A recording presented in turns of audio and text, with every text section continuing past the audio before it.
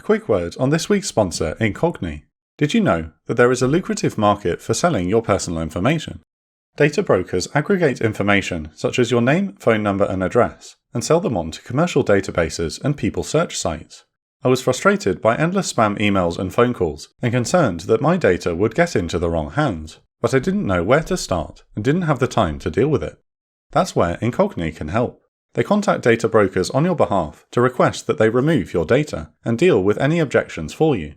With their monthly subscription, they also ensure that your data stays off the market by conducting repeated removal requests on your behalf. Within a few minutes, I had created an account and could see that 44 data brokers had my personal information. Incogni immediately started actioning requests to these companies to remove my data, and within hours I could already see that a number of these requests had been completed, meaning that the data brokers were no longer holding my information. If you'd like to give it a go to incogni.com/opsroom and use code OPSROOM to get an exclusive 60% off an annual Incogni plan. That's incogni.com/opsroom and use code OPSROOM. It's 1:45 PM on the 23rd of August 1967. Vietnamese radar stations have just detected a large formation of enemy aircraft south of Sam Nua in Laos, heading towards North Vietnam. A formation of 52 United States Air Force aircraft is on its way to raid the Dien Bien railyard near Hanoi. Operation Rolling Thunder, the aerial bombing campaign by the US Air Force against the Democratic Republic of Vietnam, has been ongoing since the 2nd of March 1965. The operation is currently focused on industrial and transportation targets around Hanoi, Haiphong, and the buffer zone near the Chinese border. To minimise the effects of US strikes on the main rail line between China and Hanoi, the North Vietnamese have constructed several alternative rail yards and routes, including a new branch from the Dien Bien rail yard, which is located 5 miles northeast of Hanoi's centre to Tay Nguyen, which then links back up with the main line up at Kep. 2 days ago, a formation of 20 F-105 Thunderchiefs and 8 F-4 Phantoms raided Dien Bien, damaging more than half of the boxcars. The United States Air Force has returned to finish the job and destroy the rest. 1967 has started badly for the Vietnam People's Air Force, or VPAF. On the 2nd of January, they lost no fewer than 5 MiG-21 fighters in just a matter of minutes over Noi Bai during Operation Bolo. The 8th Tactical Fighter Wing, under the command of legendary Second World War fighter ace Colonel Robin Olds, successfully pulled off a daring plan to disguise US Air Force Phantoms as F-105s to bait the MiG-21s into a dogfight. The US Air Force suffered no losses and claimed to have shot down 7 MiG-21 fighters, although only 5 losses were claimed by the North Vietnamese. The success injected life back into the American air war effort, and 4 days later the VPAF lost 2 more MiG-21s, again to F-4s from the 8th Tactical Fighter Wing. The one-sided action highlighted a major flaw in the VPAF's MiG-21 combat strategy, and although the pilots managed to eject, the loss of the aircraft severely affected the morale of the VPAF 921st Fighter Regiment. On the 8th of January, the VPAF's High Command met to discuss what had gone wrong. They realised that they cannot directly confront US fighters in air-to-air combat with their numerically inferior MiG units, so they have devised new tactics to take advantage of the MiG-21's speed and small size. The new procedures will see attacks performed guerrilla style, with a quick strike and a quick retreat. Small groups of between 2 and 4 aircraft will be involved, with a maximum of 10 in each mission. Pilots have been instructed to intercept targets only at high speed, from behind or above US strike formations.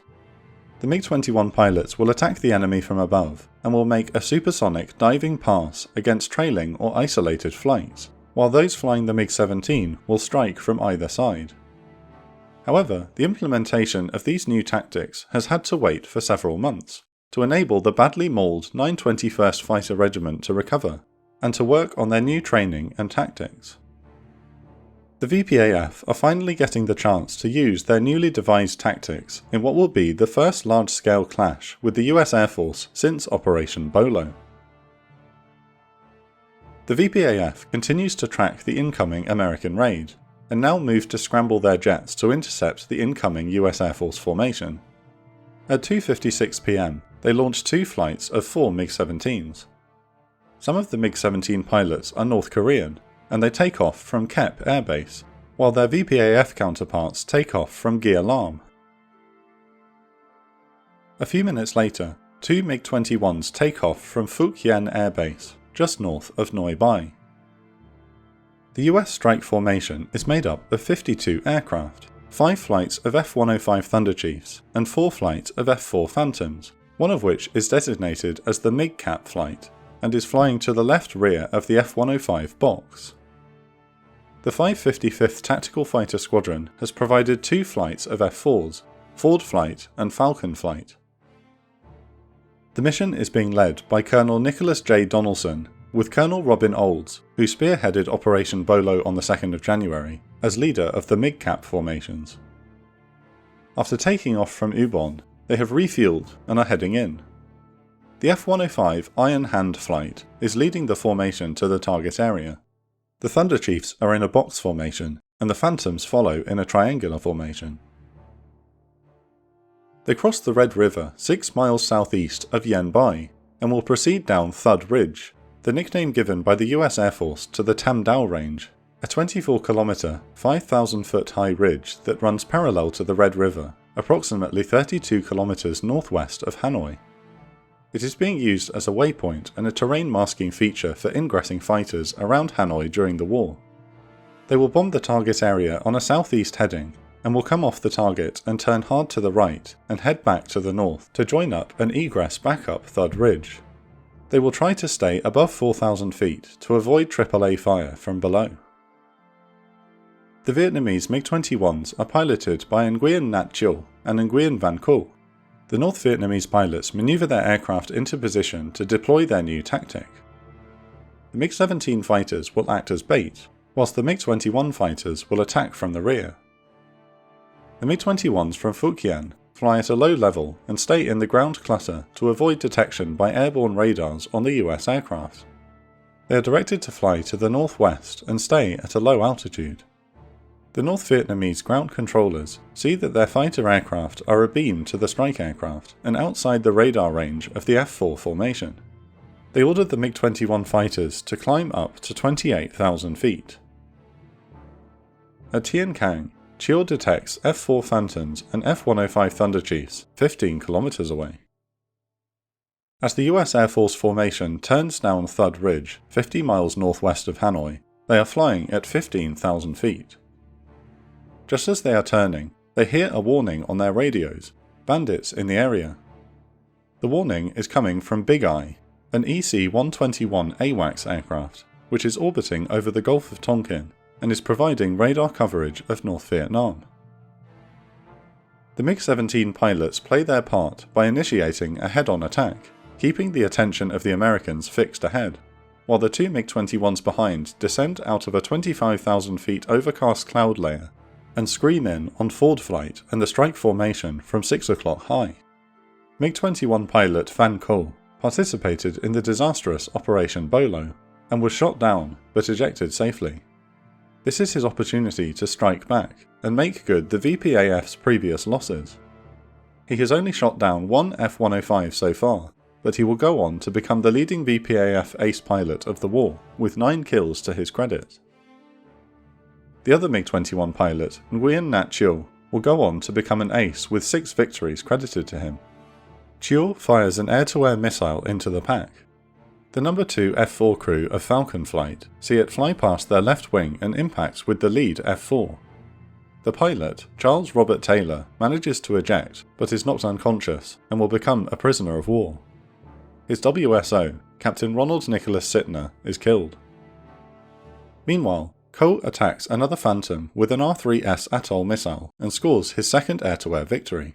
It hits Ford 04's tail and the Phantom explodes in a ball of flames.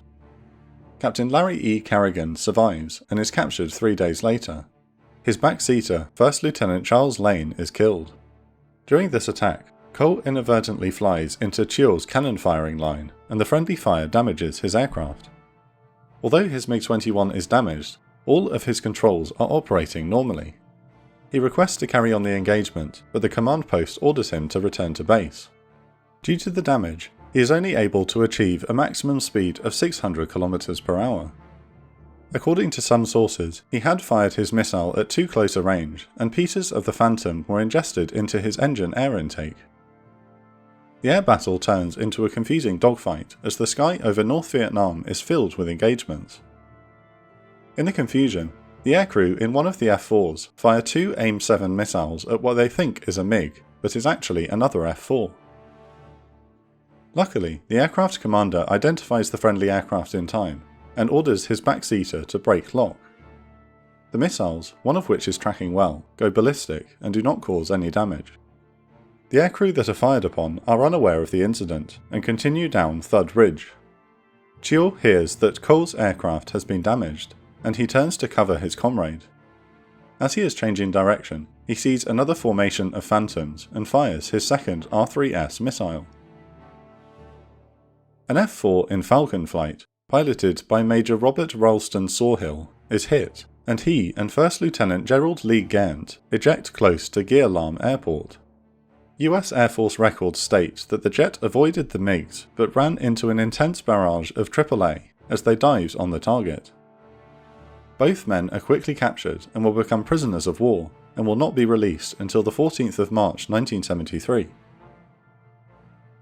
Chio then escapes by flying into cloud, but before he leaves, he rolls his aircraft on its back to see 3 fires burning on the ground below him, marking the crash sites of 3 downed Phantoms. Both MiG-21s will land safely back at Noi Bai. Soon after the loss of Fort Do 4, an F-105 piloted by First Lieutenant David B. Waldrop III shoots down a MiG-17. Colonel Olds would later state that it was beautiful. The MiG-17 was diving towards the ground with flames coming out of his tailpipe. It wasn't the afterburner, he was on fire. There was a great huge thud right behind him with fire coming out of his nose, Thud being the nickname for the F-105 Thunder Chief. Olds saw no parachute. However, this particular claim was disputed by the North Vietnamese. They report that all MiG fighters returned to base safely. A 4th Phantom in the 555th is hit by intense AAA over the target, but manages to escape the area and heads for home. They will cross North Vietnam and Laos into Thailand, but will run out of fuel before reaching a tanker and will be forced to eject near Quan On Niat. The crew will be picked up by a rescue helicopter and suffer only minor injuries. The North Vietnamese have successfully executed their new tactic, and the battle has given them their first major victory since the disaster of Operation Bolo. The loss of 4 F-4 Phantoms in a single raid is a severe blow to the US Air Force, and the threat of the MiG-21 has become apparent.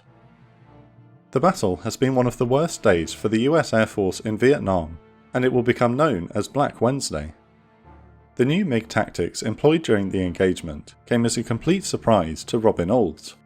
He found out later that the 7th Air Force Intelligence Unit had watched North Vietnamese MiGs practicing their new tactics for 10 days prior to the battle of the 23rd of August, but had not passed the information on to the 8th Tactical Fighter Wing and other units.